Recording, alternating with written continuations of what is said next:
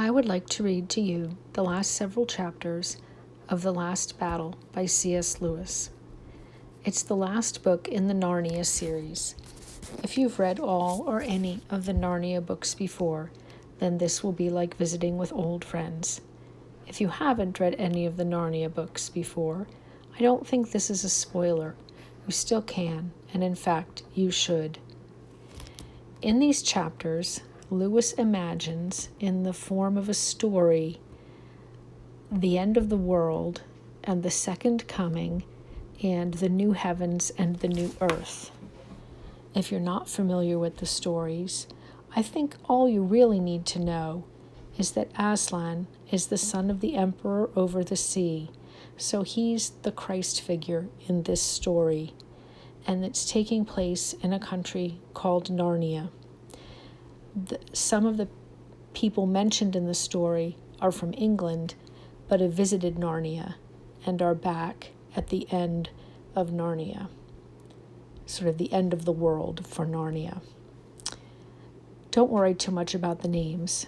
Just sit back, maybe color or close your eyes and feel the warm sun on your face and just enjoy listening to the story. I think it's interesting that C.S. Lewis manages to answer almost all the questions that you all asked about heaven. Will heaven be boring? What does it look like? Will the new earth look like our earth or different? Will we know our family and friends in heaven? What will our glorified body in heaven be like? Can we eat in heaven? And even, will there be weapons in heaven? So sit back and listen to this fictional account of what the end of a world and the second coming and the new heavens and the new earth might look like. Selections from the end of The Last Battle by C.S. Lewis.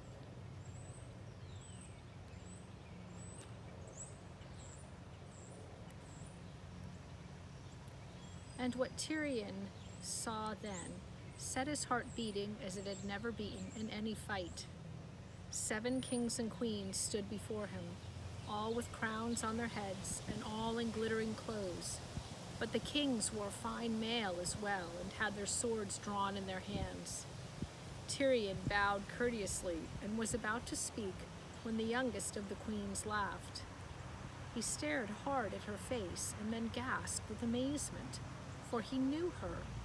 It was Jill, but not Jill as he had last seen her, with her face all dirt and tears and an old drill dress half slipping off one shoulder. Now she looked cool and fresh as if she had just come from bathing. And at first he thought she looked older, but then didn't, and he could never make up his mind on that point. And then he saw that the youngest of the kings was Eustace, but he also was changed as Jill was changed. Tirian suddenly felt awkward about coming among these people with blood and dust and the sweat of battle still on him. Next moment he realized that he was not in that state at all. He was fresh and cool and clean and dressed in such clothes as he would have worn for a great feast at Cair Paravel. "Sire," said Jill, coming forward and making a beautiful curtsy, "let me make known to you Peter, the High King over all kings in Narnia." Tirian had no need to ask which was the High King, for he remembered his face, though here it was far nobler, from his dream. He stepped forward, sank on one knee and kissed Peter's hand. "High King," he said, "you are welcome to me." And the High King raised him and kissed him on both cheeks as a High King should. Then he led him to the eldest of the queens, but even she was not old, and there were no gray hairs on her head and no wrinkles on her cheek, and said, "Sir, this is that Lady Polly who came into Narnia on the first day, when Aslan made the trees grow and the beasts talk." He brought him next to a man whose golden beard flowed over his breast and whose face was full of wisdom. "And this is my brother King Edmund, and this my sister, the Queen Lucy. Look, Here are lovely fruit trees. Let us taste them." And then, for the first time, Tyrion looked about him and realized how very queer this adventure was.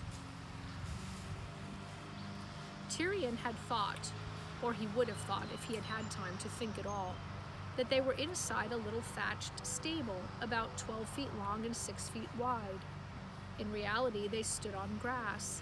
The deep blue sky was overhead, and the air which blew gently on their faces was that of a day in early summer.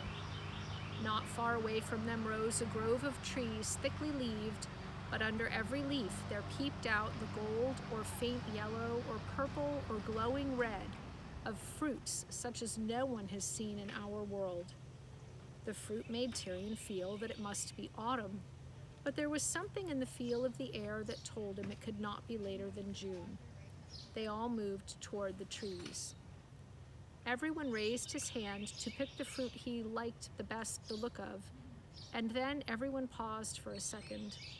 This fruit was so beautiful that each felt, "It can't be meant for me. Surely we're not allowed to pluck it." "It's all right," said Peter. "I know what we're all thinking, but I'm sure, quite sure, that we needn't.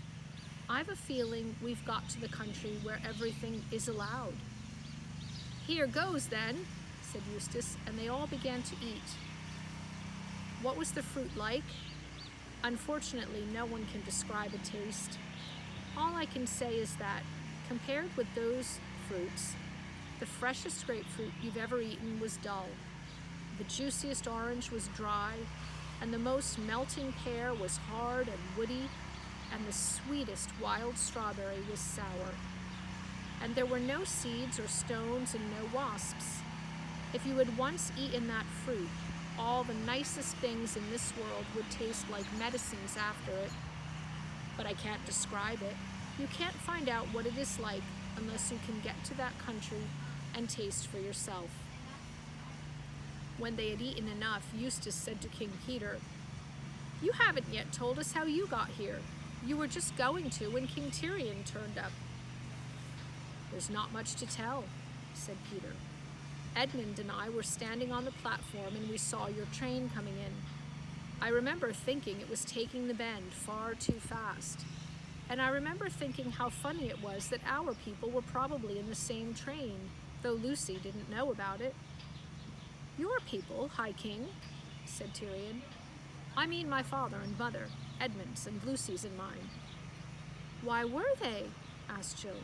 "You don't mean to say they know about Narnia?"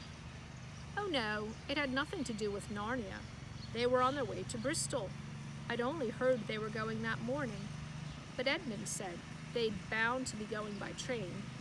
Edmund was the sort of person who knows about railways. "And what happened then?" said Jill. "Well, it's not very easy to describe, is it, Edmund?" "Not very," said Edmund. "It wasn't at all like that other time when we were pulled out of our own world by magic. There was a frightful roar, and something hit me with a bang, but it didn't hurt. And I felt not so much scared as, well, excited. Oh, and this one queer thing. I'd had a rather sore knee from a hack at Rugger. I noticed it had suddenly gone, and I felt very light, and then here we were." "It was much the same for us in the railway carriage," said the Lord Diggory, wiping the last traces of the fruit from his golden beard. "Only I think you and I, Polly, chiefly felt that we'd been unstiffened. You youngsters won't understand, but we stopped feeling old." "Youngsters indeed," said Jill. "I don't believe you two really are much older than we are here." "Well, if we aren't, we have been," said the Lady Polly. "And what has been happening since you got here?" asked Eustace. "Well," said Peter, "for a long time, at least I suppose it was a long time, nothing happened. Then the door opened." "The door?" said Tyrion. "Yes," said Peter. "The door you came in, or came out, by. Have you forgotten? But where is it? Look, said Peter and pointed. Tyrion looked and saw the queerest and most ridiculous thing you can imagine. Only a few yards away, clear to be seen in the sunlight, there stood up a rough wooden door and, round it, the framework of the doorway. Nothing else, no walls, no roof. He walked towards it, bewildered, and the others followed, watching to see what he would do. He walked round to the other side of the door, but it looked just the same from the other side. He was still in the open air on a summer morning. The door was simply standing up by itself as if it had grown there like a tree. "Fair sir," said Tyrion to the High King, "this is a great marvel." "It is the door you came through with that Calormene 5 minutes ago," said Peter, smiling. "But I did not come in out of the wood into the stable. Whereas this seems to be a door leading from nowhere to nowhere." "It looks like that if you walk round it," said Peter. "But put your eye to that place where there is a crack between the 2 planks and look through." Tyrion put his eye to the hole. At first he could see nothing but blackness. Then, as his eyes grew used to it, he saw the dull red glow of a bonfire that was nearly going out, and above that, in a black sky, stars. Then he could see figures moving about or standing between him and the fire. He could hear them talking, and their voices were like those of Calormene's. So he knew that he was looking out through the stable door into the darkness of Lantern Waste, where he had fought his last battle. The men were discussing whether to go in. He looked round and could hardly believe his eyes. There was blue sky overhead and grassy country spreading as far as he could see in every direction, and his new friends all round him laughing. "It seems, then," said Tyrion, smiling himself, "that the stable seen from within and the stable seen from without are 2 different places." "Yes," said the Lord Diggory, "its inside is bigger than its outside." "Yes," said Queen Lucy, "in our world, too, a stable once had something inside it that was bigger than our whole world." It was the first time she had spoken, and from the thrill in her voice, Tyrion now knew why. She was drinking everything in more deeply than the others. She had been too happy to speak. He wanted to hear her speak again, so he said, "Of your courtesy, madam, tell on. Tell me your whole adventure." "After the shock and the noise," said Lucy, "we found ourselves here, and we wondered at the door as you did." I'm going to skip a little bit here.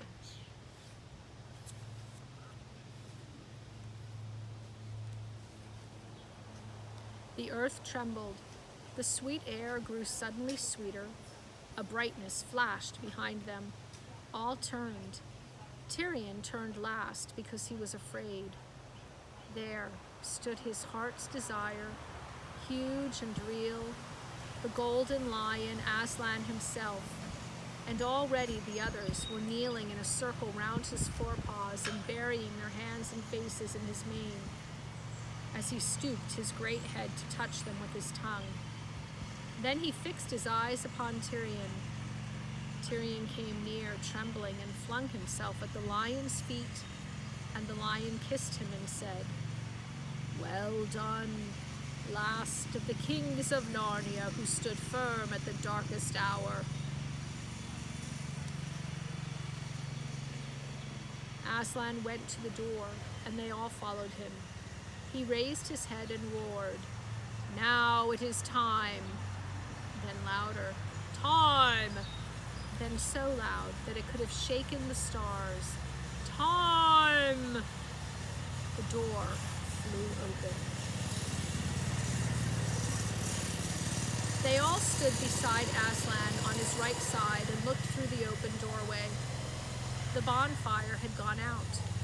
On the earth all was blackness. In fact, you could not have told that you were looking into a wood if you had not seen where the dark shapes of the trees ended and the stars began.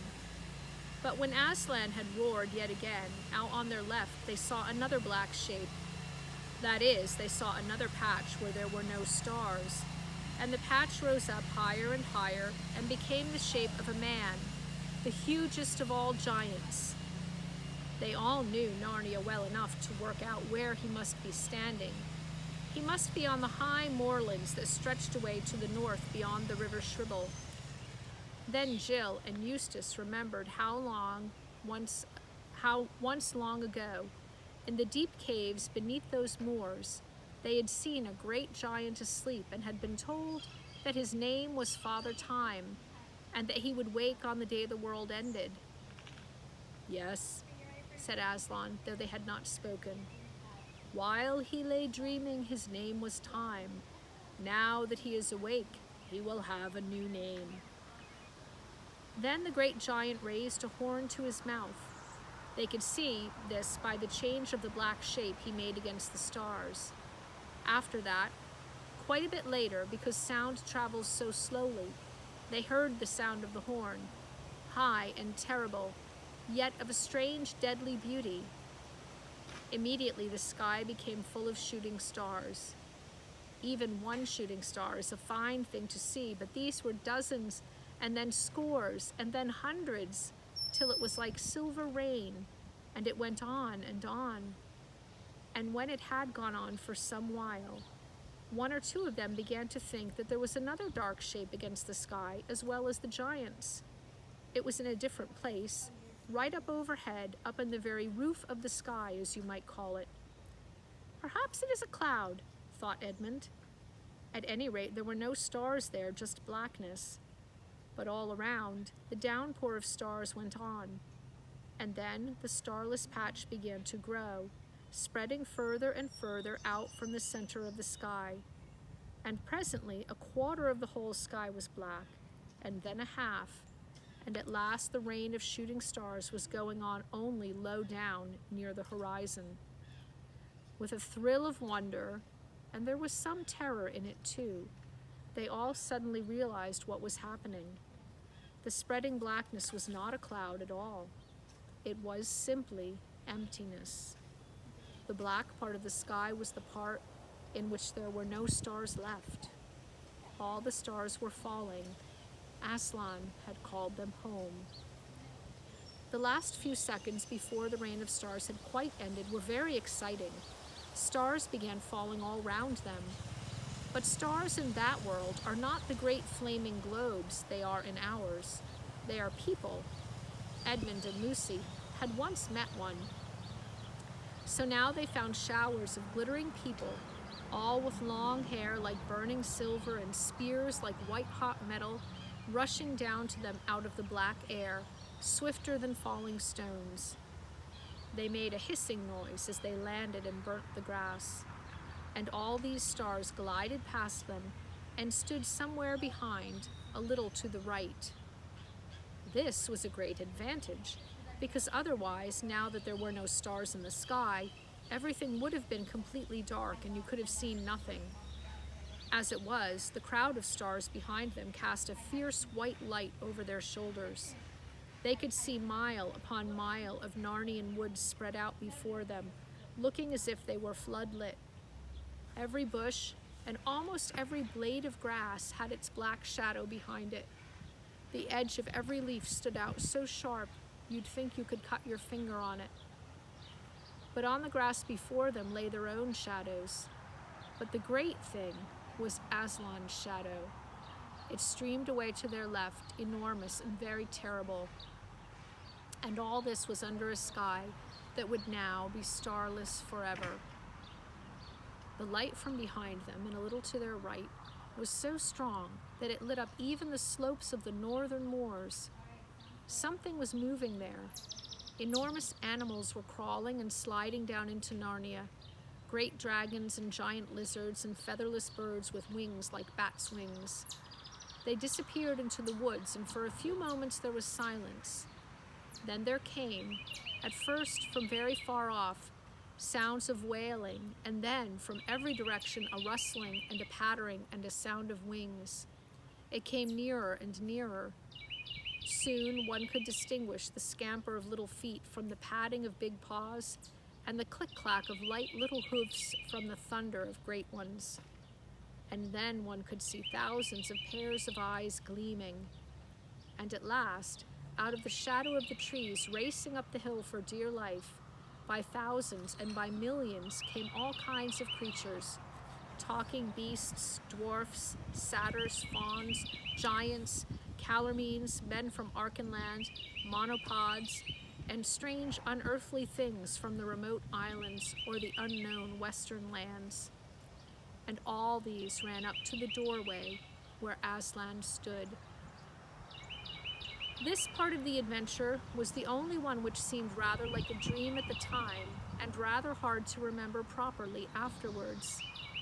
Especially, one couldn't say how long it had taken. Sometimes it seemed to have lasted only a few minutes, but at others it felt as if it might have gone on for years. Obviously, unless either the door had grown very much larger or the creatures had suddenly grown as small as gnats, a crowd like that couldn't ever have tried to get through it. But no one thought about that sort of thing at the time. The creatures came rushing on, their eyes brighter and brighter as they drew nearer and nearer to the standing stars. But as they came right up to Aslan, one or other of two things happened to each of them. They all looked straight in his face. I don't think they had any choice about that. And when some looked, the expression of their faces changed terribly. It was fear and hatred. Except that on the faces of talking beasts, the fear and hatred lasted only for a fraction of a second. You could see that suddenly they ceased to be talking beasts. They were just ordinary animals. And all the creatures who looked at Aslan in that way swerved to their right, his left, and disappeared into his huge black shadow, which, as you have heard, streamed away to the left of the doorway. The children never saw them again. I don't know what became of them. But the others looked in the face of Aslan and loved him, though some of them were very frightened at the same time. And all these came in at the door, in on Aslan's right. There were some queer specimens among them. Eustace even recognized one of those very dwarfs who had helped to shoot the horses. But he had no time to wonder about that sort of thing, and anyway, it was no business of his, for a great joy put everything else out of his head. Among the happy creatures who now came crowding round Tirian and his friends were all those whom they had thought dead. There was Runewit the centaur, and Jewel the unicorn, and the good boar and the good bear, and Farsight the eagle, and the dogs and the horses, and Poggin the dwarf. "Further up and higher up!" cried Runewit, and thundered away in a gallop to the west. And though they did not understand him, the words somehow set them tingling all over. The boar grunted at them cheerfully. The bear was just going to mutter that he still didn't understand when he caught sight of the fruit trees behind them.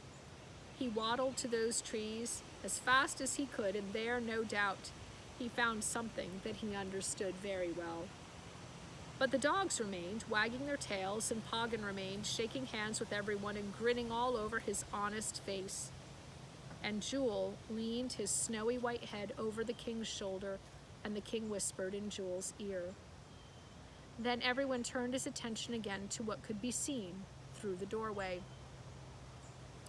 The dragons and giant lizards now had Narnia to themselves. They went to and fro, tearing up the trees by the roots and crunching them up as if they were sticks of rhubarb. Minute by minute, the forests disappeared.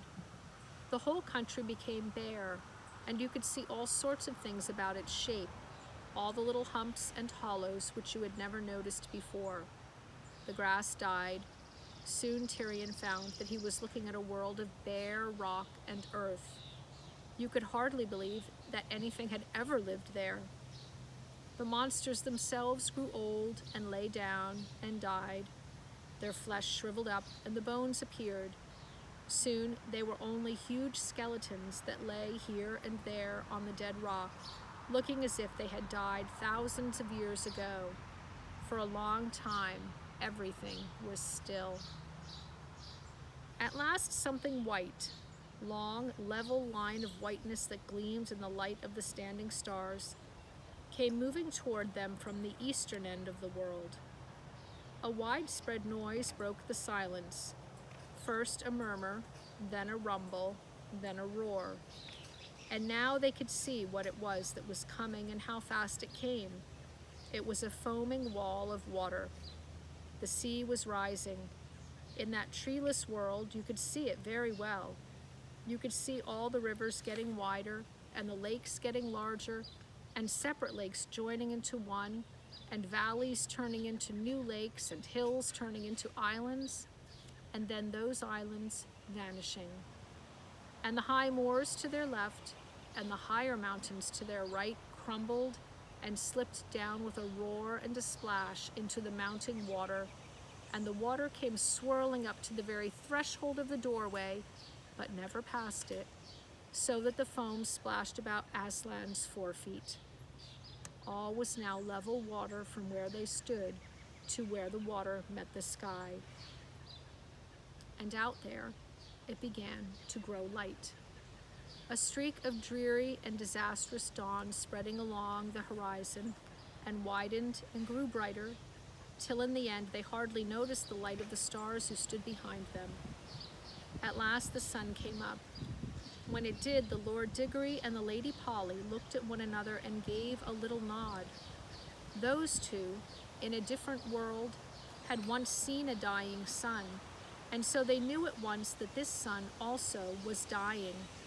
It was 3 times, 20 times as big as it ought to be, and very dark red.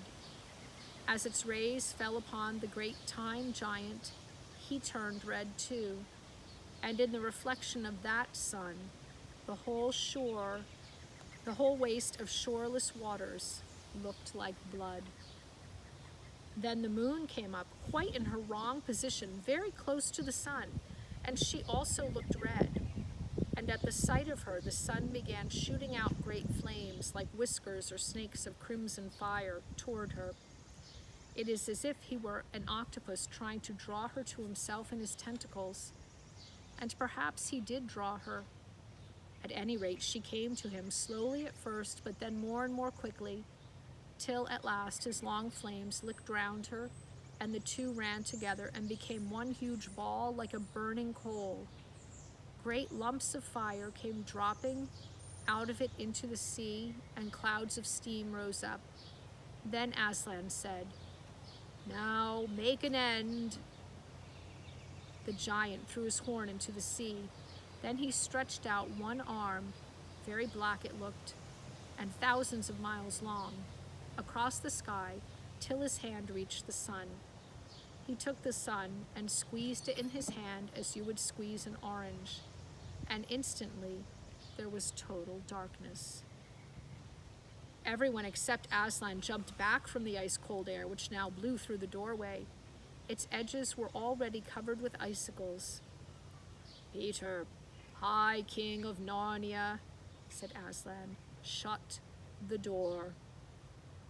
Peter, shivering with cold, leaned out into the darkness and pulled the door to. It scraped over ice as he pulled it. Then, rather clumsily, for even in that moment his hands had gone numb and blue, he took out a golden key and locked it. They had seen strange things enough through that doorway, but it was stranger than any of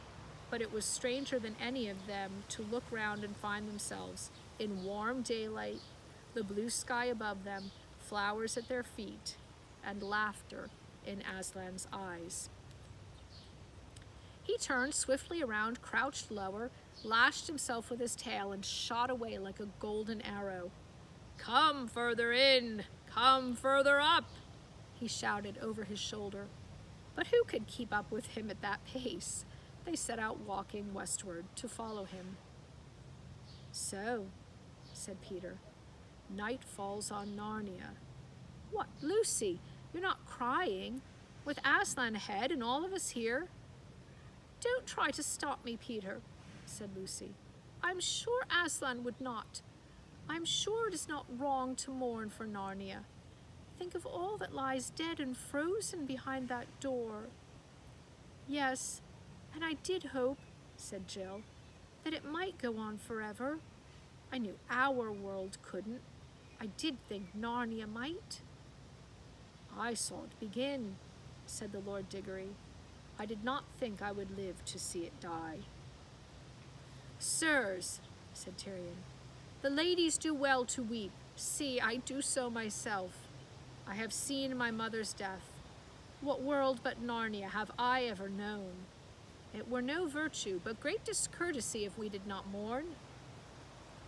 They walked away from the door and away from the stable, and as they went, they talked to one another about old wars and old peace and ancient kings and all the glories of Narnia.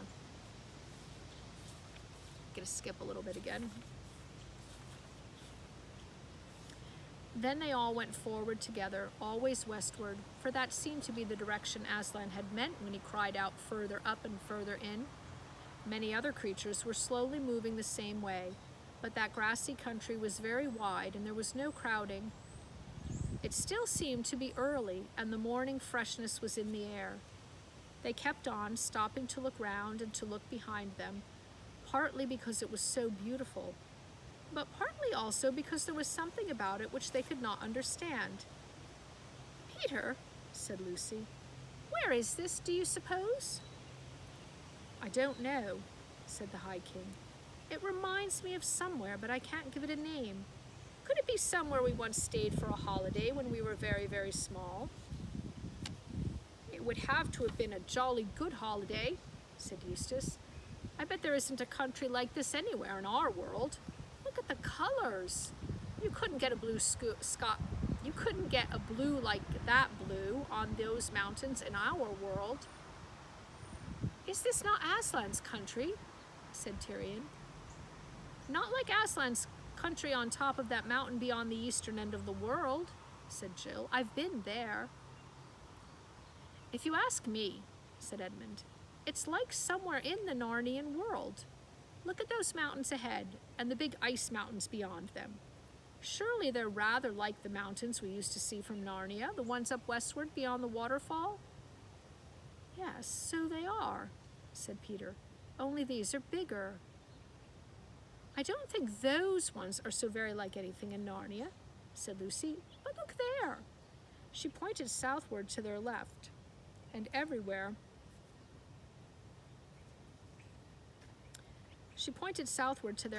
everyone stopped and turned to look. Those hills, said Lucy, the nice woody ones and the blue ones behind, aren't they very like the southern border of Narnia? Like? Cried Edmund after a moment's silence.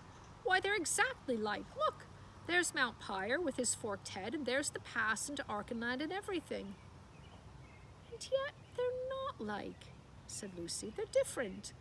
They have more colors on them, and they look further away than I remember, and they're more, oh, I don't know. More like the real thing, said the Lord Diggory softly. Suddenly, Farsight the eagle spread his wings, soared 30 or 40 feet up into the air, circled round, and then alighted on the ground. Kings and queens, he cried, we have all been blind. We are only beginning to see where we are. From up there I have seen it all. Ettinsmoor, Beaver's Dam, the great river, and Cair Paravel still shining on the edges of the eastern sea. Narnia is not dead. This is Narnia. But how can it be? Said Peter. For Aslan told us older ones that we should never return to Narnia, and here we are. Yes, said Eustace, and we saw it all destroyed and the sun put out. And it's all so very different, said Lucy. The eagle is right, said the Lord Diggory. Listen, Peter. When Aslan said you could never go back to Narnia, he meant the Narnia you were thinking of. But that was not the real Narnia. That had a beginning and an end. It was only a shadow or copy of the real Narnia, which has always been here and always will be here. Just as our own world, England and all, is only a shadow or a copy of something in Aslan's real world. You need not mourn over Narnia, Lucy. All of the old Narnia that mattered, all the dear creatures, have been drawn into the real Narnia through the door.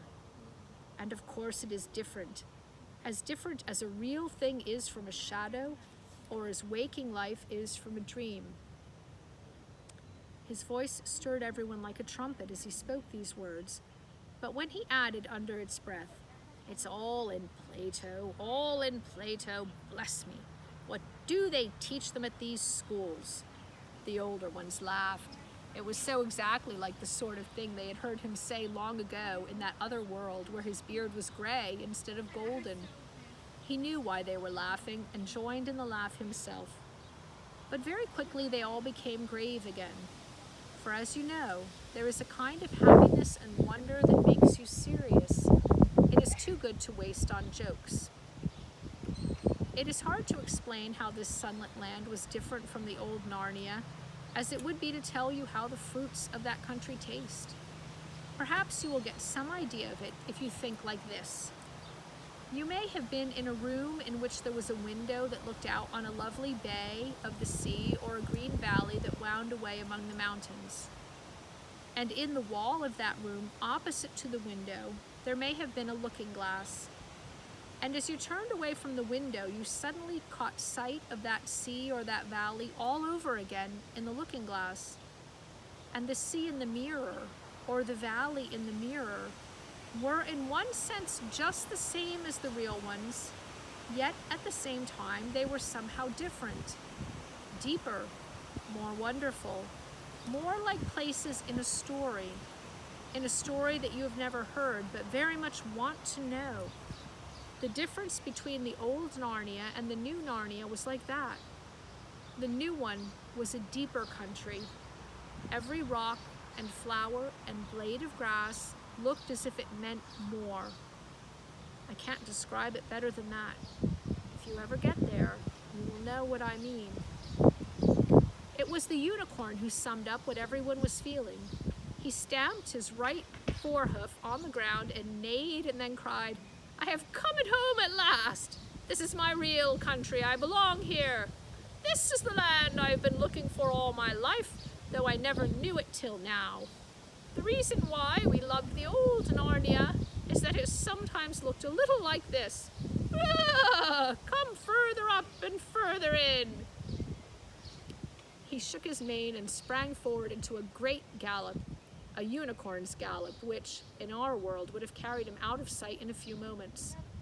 But now a most strange thing happened. Everyone else began to run, and they found to their astonishment that they could keep up with him. Not only the dogs and the humans, but even fat little Puzzle and short-legged Poggin the dwarf. The air flew in their faces as if they were driving fast in a car without a windscreen. The country flew past as if they were seeing it from the windows of an express train. Faster and faster they raced, but no one got hot or tired or out of breath. If one could run without getting tired, I don't think one would often want to do anything else. But there might be special reasons for stopping, and it was a special reason which made Eustace presently shout, "I say, steady, look what we're coming to." And well he might, for now they saw before them the Cauldron Pool, and beyond the pool the high, unclimbable cliffs, and, pouring down the cliffs, thousands of tons of water every second, flashing like diamonds in some places and dark glossy green in others, the great waterfall, and already the thunder of it was in their ears. "Don't stop! Further up and further in!" called Farsight, tilting his flight a little upwards. "It's all very well for him," said Eustace, but Jewel also cried out, "Don't stop! Further up and further in! Take it in your stride!" His voice could only just be heard above the roar of the water, but the next moment everyone saw that he had plunged into the pool. And helter-skelter behind him, with splash after splash, all the others did the same. The water was not bitingly cold, as all of them had expected, but of a delicious foamy coolness. They all found they were swimming straight for the waterfall itself. "This is absolutely crazy," said Eustace to Edmund. "I know, and yet," said Edmund. "Isn't it wonderful?" said Lucy. Have you noticed? One can't feel afraid even if one wants to. Try it. By Jove, one can't, said Eustace after he had tried. Jewel reached the foot of the waterfall first, but Tirian was only just behind him. Jill was last, so she could see the whole thing better than the others. She saw something white moving steadily up the face of the waterfall. That white thing was the unicorn. You couldn't tell whether he was swimming or climbing, but he moved on higher and higher. The point of his horn divided the water just above his head, and it cascaded out in two rainbow-colored streams all around his shoulders. Just behind him came King Tirian. He moved his legs and arms as if he were swimming, but he moved straight upwards, as if one could swim up a wall. What looked funniest was the dogs. During the gallop, they had not been at all out of breath, but now as they swarmed and wriggled upwards, there was plenty of spluttering and sneezing among them. That was because they would keep on barking, and every time they barked, they got their mouths and noses full of water. But before Jill had time to notice all these things fully, she was going up the waterfall herself. It was the sort of thing that would have been quite impossible in our world. Even if you hadn't been drowned, you would have been smashed to pieces by the terrible weight of water against the countless jags of rock. But in that world, you could do it. You went on, up and up, with all kinds of reflected lights flashing at you from the water, and all manner of colored stones flashing through it, till it seemed as if you were climbing up light itself, and always higher and higher till the sense of height would have terrified you, if you could have been terrified. But here it was only gloriously exciting. And then, at last, one came to the lovely smooth green curve in which the water poured over the top, and found that one was out on the level river above the waterfall. The current was racing away behind you, but you were such a wonderful swimmer that you could make headway against it. Soon they were all on the bank, dripping but happy. A long valley opened ahead, and great snow mountains, now much nearer, stood up against the sky. "Further up and further in!" cried Jewel, and instantly they were off again. They were out of Narnia now, and up into the western wild, which neither Tirian nor Peter nor even the eagle had ever seen before. But Lord Diggory and Lady Polly had. "Do you remember? Do you remember?" they said, and said it in steady voices too, without panting, though the whole party was now running faster than an arrow flies. "What, Lord," said Tirian, "is it true, as the stories tell, that you two journeyed here on the very day the world was made?" "Yes," said Diggory, "and it seems to me as if it were only yesterday." "And on a flying horse?" asked Tirian. "Is that part true?" "Certainly," said Diggory, but the dogs barked, "Faster, faster!" So they ran faster and faster until it was more like flying than running, and even the eagle overhead was going no faster than they. And they went up through winding valley after winding valley, and up the steep sides of hills, and, faster than ever, down the other sides, following the river, and sometimes crossing it, and skimming across mountain lakes as if they were living speedboats, till at last, at the far end of one long lake, which looked as blue as a turquoise, they saw a smooth green hill. Its sides were as steep as the sides of a pyramid, and round at the very top of it ran a green wall, but above the wall rose the branches of trees whose leaves looked like silver and their fruit like gold. "Further up and further in!" roared the unicorn, and no one held back. They charged straight up at the foot of the hill, and then found themselves running up it almost as water from a broken wave runs up a rock out at the point of some bay. Though the slope was nearly as steep as the roof of a house, and the grass was as smooth as a bowling green, no one slipped. Only when they had reached the very top did they slow up. That was because they found themselves facing great golden gates. And for a moment, none of them was bold enough to try if the gates would open. They all felt just as they had felt about the fruit. Dare we? Is it right? Can it be meant for us?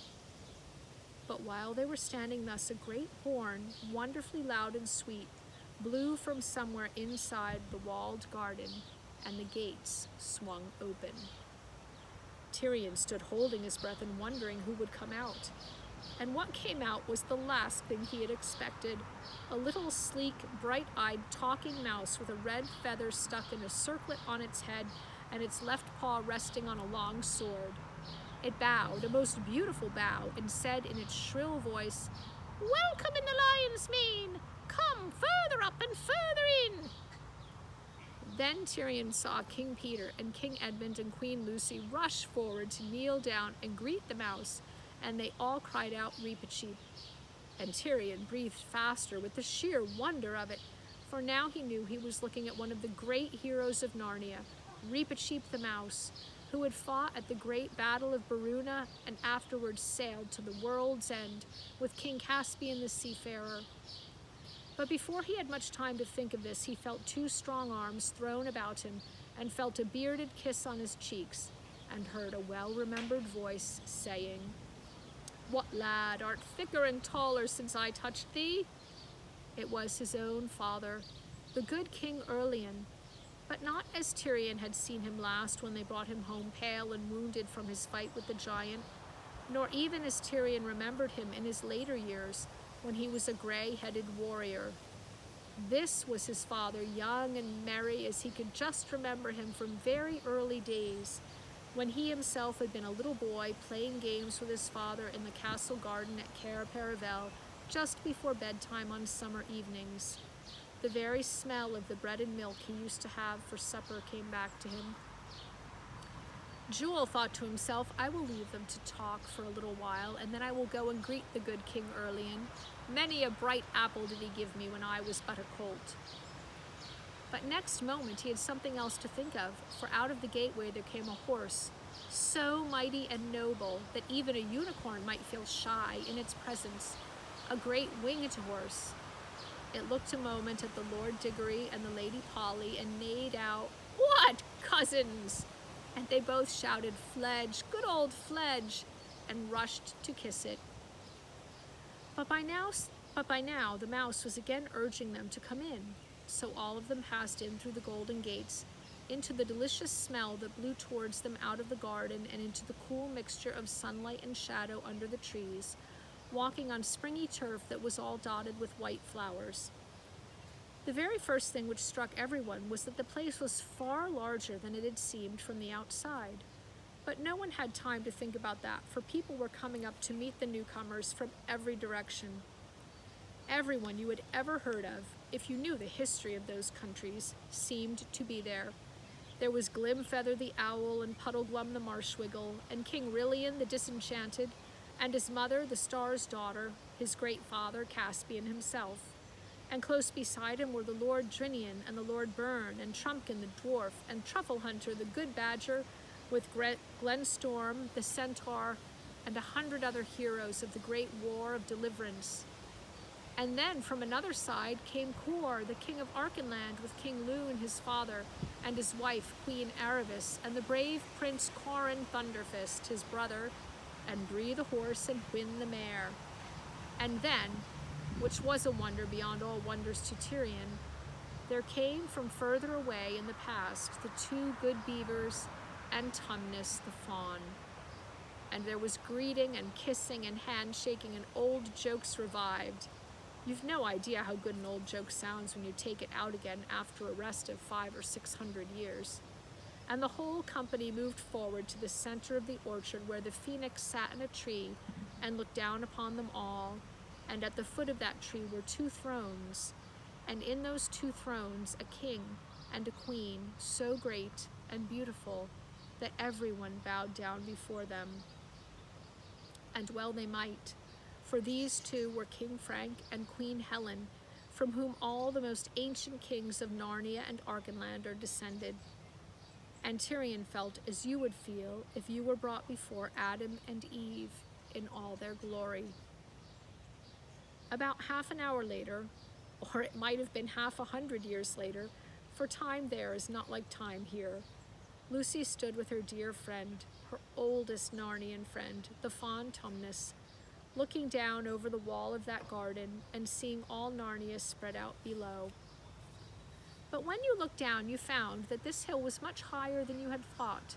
It sank down with shining cliffs, thousands of feet below them, and the trees in that lower world looked no bigger than grains of green salt. Then she turned inward again and stood with her back to the wall and looked at the garden. "I see," she said at last thoughtfully. "I see now. This garden is like the stable. It is far bigger inside than it was outside." "Of course, daughter of Eve," said the fawn. "The further up and the further in you go, the bigger everything gets. The inside is larger than the outside." Lucy looked hard at the garden and saw that it was not really a garden at all, but a whole world with its own rivers and woods and sea and mountains. But they were not strange. She knew them all. "I see," she said. "This is still Narnia, and more real and more beautiful than the Narnia down below, just as it was more real and more beautiful than the Narnia outside the stable door. I see. World within world. Narnia within Narnia." "Yes," said Mr. Tumnus, "like an onion, except that as you continue to go in and in, each circle is larger than the last." And Lucy looked this way and that, and soon found that a new and beautiful thing happened to her. Whatever she looked at, however far away it might be, once she had fixed her eyes steadily on it, it became quite clear and close, as if she were looking through a telescope. She could see the whole southern desert, and beyond it to the great city of Tashbaan. To eastward she could see Cair Paravel on the edge of the sea, and the very window of the room that had once been her own.